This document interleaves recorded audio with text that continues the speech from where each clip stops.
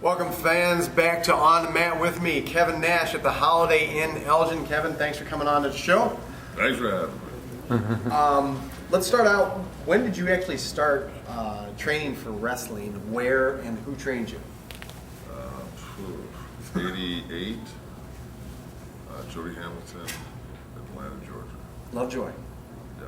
Lovejoy. I actually went down At there the, before I started. Yeah, it was on one side was a Remnants carpet place, and on the other side was the wrestling school.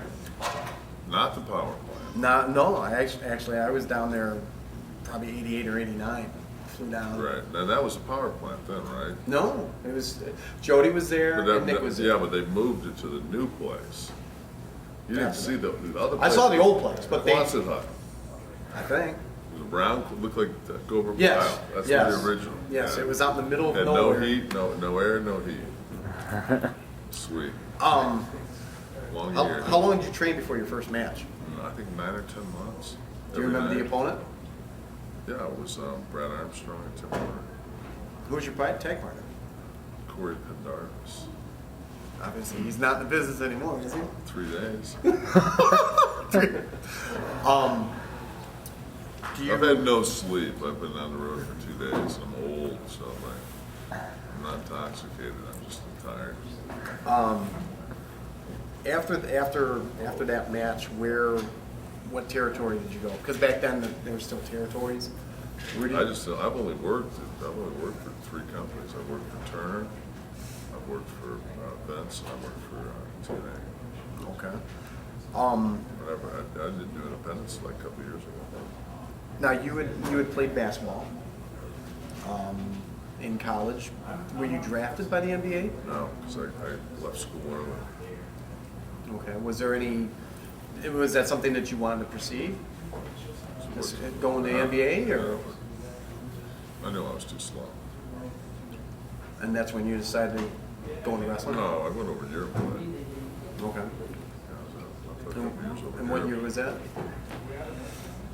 83, 4, 5. Money wasn't there though. That was all right. It was $100,000. Okay. Road stories that, fairly clean that we might be able to tell, or that you might be able to tell. Something that really sticks out.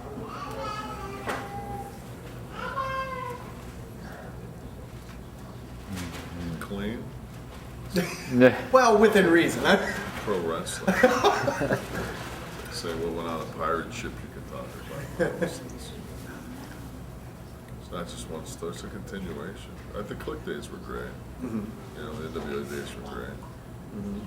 Ribs that you guys pulled on I was never a big rib guy, Who was? Sean? Owen. Oh, well, yeah. Owen was the king of ribs. Waltman was pretty good. Mm-hmm. Yeah, Waltman was good. We weren't really rib guys. Does one stick out that Sean had done? Yeah, Cornette first came to WWF, and kid went out and bought a bunch of these little toads and put them in all the pockets of his jacket, then tied the jacket knots and swung it against the side of the wall. Smashed all the frogs in his pockets and undid it and put it back up on the hanger. And he went out and had frog nets all over. Ew. Can't wait time for that now. Everything's so PC. Person in the ring that you had the best time with wrestling. Most fun. When you knew that you were going to be working them or working a program or whatever, you were like, I can't wait. Well, I mean, it depends. Like most fun would be Scott, but like Sean was fun to work with. Brett was really good. You knew every night you would have a good match with Brett, and he was easy. I just like working with Luger because he was easy.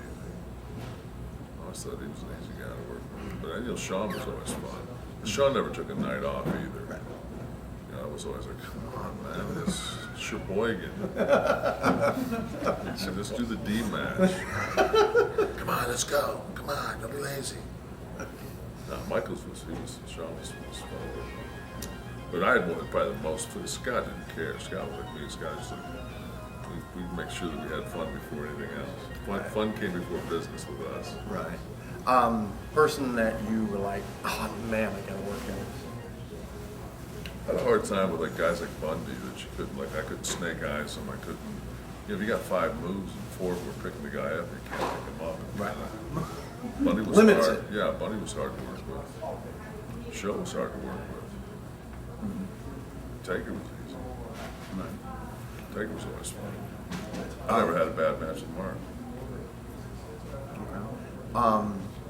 If you weren't wrestling, what would you be doing? Porn. Once this interview's done, we're gonna be going. We're gonna be doing some porn. Thank you very much. Thank you. Anything you could have changed in your career? Oh God, there's 1,000 things I wouldn't change, but. One thing. Yeah, but if you change one, you know, it's like the, was that movie, The Final Conflict or whatever, you change one thing, and if I change one thing, maybe my son's not born, so no, I wouldn't change anything. Okay. Where I'm right now, I'm very happy. Comfortable living, having fun. I mean, I'm really, you know, I'm not saying that I don't worry about the economy or the president or things like that. I want to get out of this war. Yeah. Word association, throw some names out there. Vince McMahon. First thought. Genius.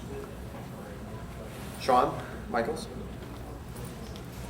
My buddy. He's one of my best friends. Same thing with Scott Hall. More like brothers. Okay. Ric Flair. Probably the greatest. Hogan. Biggest draw. Stone. He's the Hogan's Hogan. Stone Cold. He's another one of my closest friends. I speak to him every couple of days. Diamond Dallas Page. Love him. I'm just about done with his book. Somebody gave me his book. When a fan gave me his book. Everybody, I love Dal. He's a good guy. He's just another. He was talking about the ribs that you and Scott would pull on him when he first started. When he first went from managing to wrestling. Yeah, but he was so nervous. He's one of those. He's overthinks everything. So he's pretty. It's Watching the tapes over and over and over and over. That's just Dal. Kevin Sullivan. Psycho.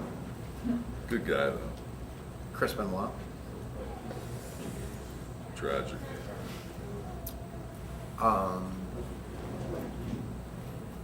Let's see. Dr. X. Sweet. Next. If I come back in another life, I'll come back as Dr. X. I'll keep my mask on in bed. The whole TNA. The old TNA? Yeah, as a whole, your first. Really good team. We got a real good team of people. There's not much jealousy or just it's a team. I think we got a really good mix Kind of of like a people. family. Yeah, I like it there. I really do. I mean, it's just even just being here today with this, the 3 people that work for our company, just Right. How long are you going to continue wrestling? To your body? Everybody says they know when it's time to go. Yeah, I'll know when I don't. When I don't want to do it. You know, it's like when you've had 25 operations. I don't think it's an injury's not gonna. An injury's not gonna end my career. If that, I would after my quad, I would have quit. It would have been easier to quit than to rehab my leg at my age, and then my shoulder on top of that. So it's just like, if you're a type A personality and you've had an outlet creatively for 20 years of your life and that outlet's gone, this is like, you're used to having something that when you think about stuff, you can say, well, I'll do that on TV, I'll just do this here if it gets over. When you don't have that, I mean, I don't know what I'd do. I guess I'd have to do something on the internet. Porn on the internet. And that's rampant. Last question, and we'll let you go. Big Sexy's dead. Big Sexy's dead. .org. Somebody wants to get in the business, they come up to you. Go to college. That's what I'd tell them. The guy asked me that last night. He says, "What? I'm in college and I want to get into business. What should I do?" I said, "Finish school." Have something to fall back on. Yeah, chances of making it's like anything else. Chances. You still got 48-year-old guys like me still doing it. There ain't that many. You know, there's only so many slots up on top, and we don't give them away. People always say to me, like, why you still do it, man? You got enough money. I'm like, yeah, but if you stand in front of an ATM machine and just spit 20s out, it wasn't going to stop. When would you walk away? Exactly. You're not going to walk away. You'd be a fool, dude. You're going to keep picking it up. That's just the way it goes. Okay. I grew up as a, I grew up in an auto worker family in South Side of Detroit. I didn't grow up rich. $20 is still $20 to me. I bend over, pick up anything above a dime. Okay, well, Kevin, thank you very much. Oh, thank you. For coming on the show. I'm going to go get toasted over here at the Bennigan's.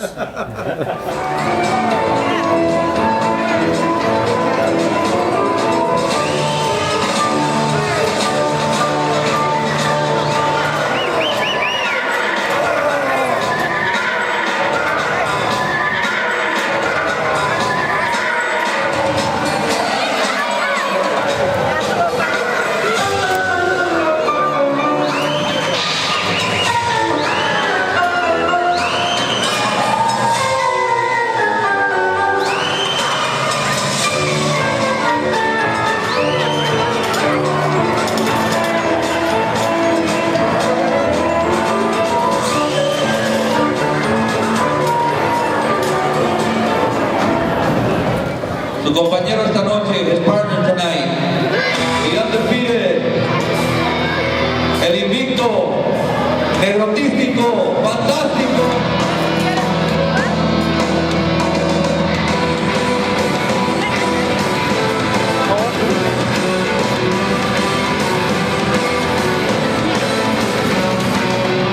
Thank you.